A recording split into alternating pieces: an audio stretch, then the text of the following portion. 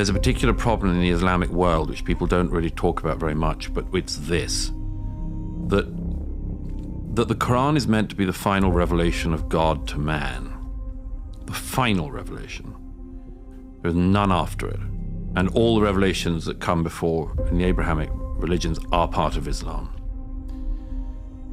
If you are the recipients of the final word, and you are the followers of that word, and the followers of that prophet and that God, why is your society not working?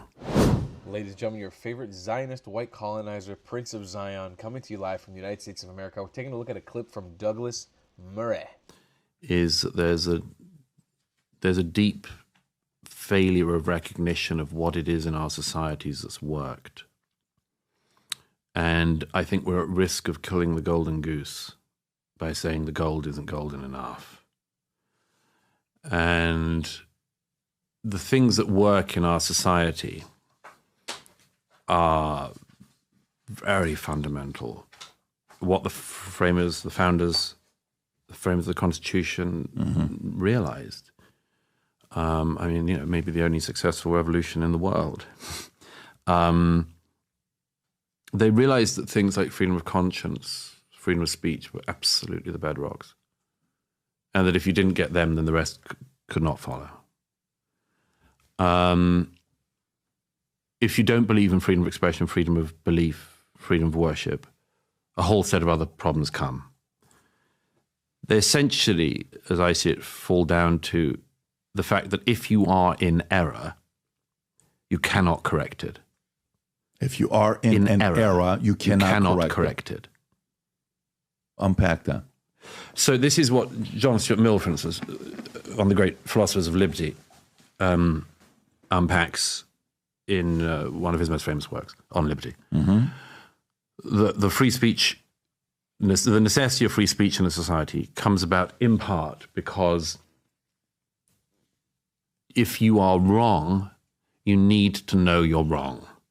So for instance, if you're doing the economy, if you're running the economy and it's not working, instead of keeping on allowing it to not work, you have to have your ears and eyes open for a system that works.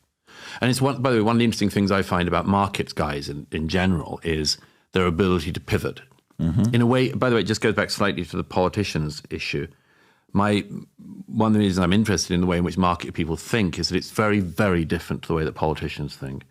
Politicians can see a wall and they drive towards it at the same speed or faster, and you say wall, wall, wall, and then they hit. Yeah.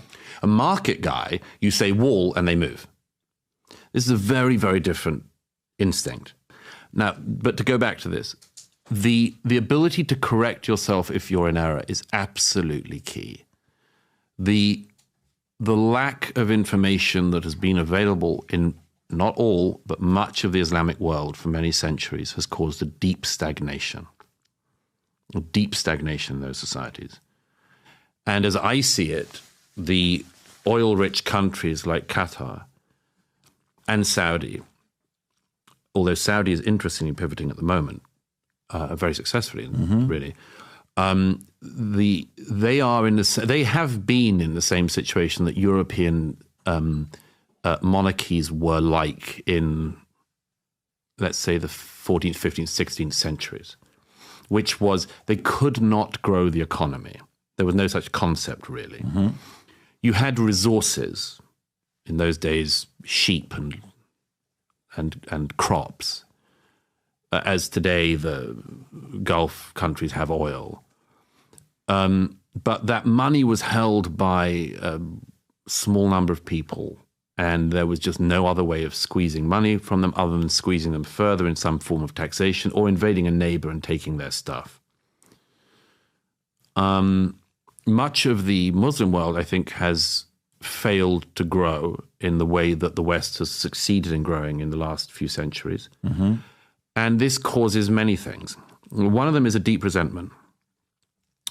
And one of the most important insights I've ever stumbled upon in my life in relation to that is there's a particular problem in the Islamic world which people don't really talk about very much, but it's this, that that the Quran is meant to be the final revelation of God to man. The final revelation. There's none after it.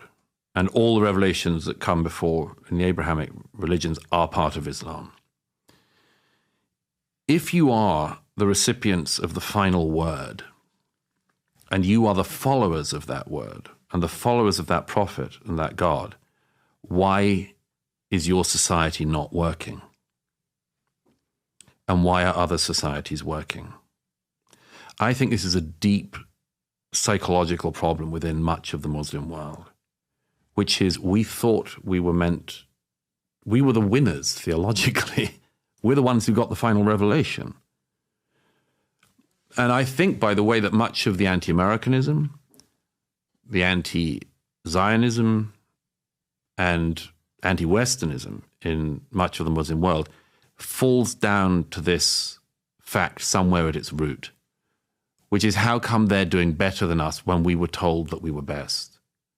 And I think it causes serious cognitive dissonance. It's one of the reasons why the Muslim world is so vulnerable to conspiracy theory.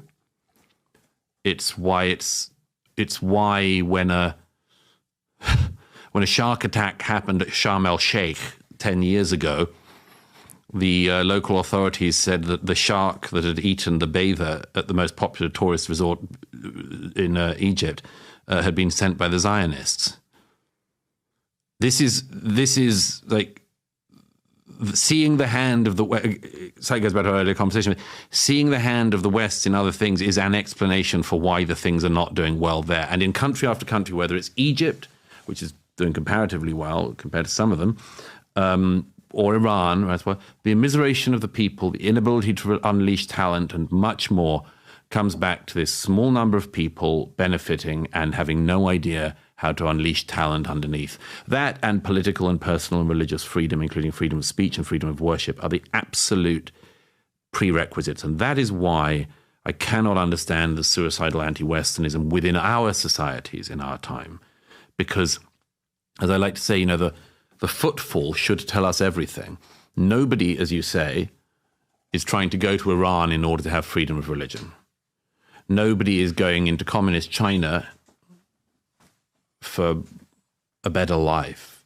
Certainly not from the West. They have a negative net migration, right? Right. Yeah. And this is why when I think of the sort of college students who believe that no one's had it so bad as you do in 2024 at Berkeley, one of the things I'm sort of amazed at is like, do you not notice that the world wants to come here? And do you not think there might be a reason for that? And do you not think that it might be because there are some things that we've done well here, and that if we've done well with them in the past, we should hold on to those things? Yeah. Absolutely beautiful analysis by Douglas Murray on there. There's not really much more to say other than I'll add this little teensy-weensy bit of nuance. This colonization that has happened to the Arab world and to the Muslim world, and I'm speaking now to my Mandeans watching, my Copts watching, my Assyrians watching, my Kurdish people watching, my every ethnic minority that's watching me. By the way, I'm with you, by the way. When you guys send me messages on Instagram, on YouTube, I see your emails, I see your messages. I know I don't reply to everybody, but you guys know I have a special place in my heart for you because I've been fighting for you alongside the Jewish people, alongside our nation since day one of this. I'm with you. I'm locked in with you. We know the truth. We have the answer to the Muslim world. We know what needs to happen. And it's to decolonize the Islamic world, to decolonize the Arab world.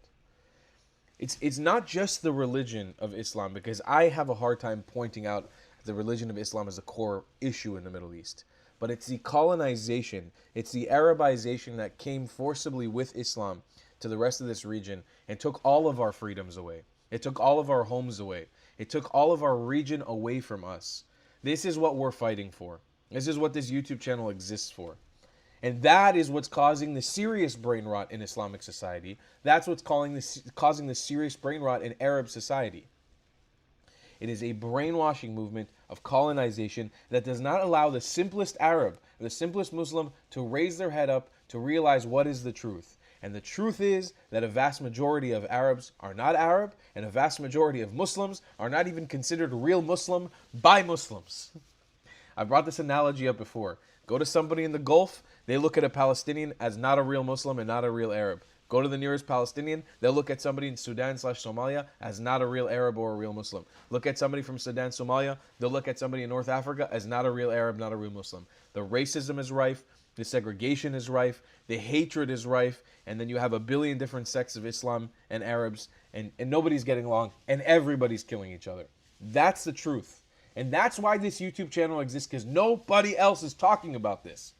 We're trying to make a change in the narrative, but that's why we're here. That's why I show up for you guys every day. That's why I show up here every day, because we're going to make a change. This community is going to make a change in this shit. That's the truth, baby.